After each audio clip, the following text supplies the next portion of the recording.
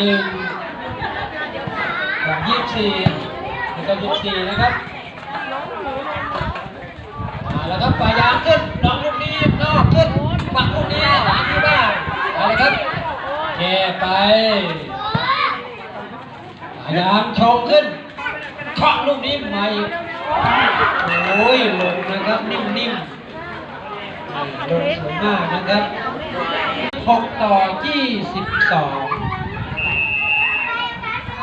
ลูกนี้ข้ามไปสวยมากนะครับปายาขึ้นตรงขึ้นปักลูกนี้ลงกินในดอกเลยหัวใจพี่โค้24นะครับอีก1 แต้มเอาขึ้นสูงลงแปะลูกนี้ไปนิดนึงแต่เจ้าตัวได้ตามไปปายาหลอกลูกให้เดินมา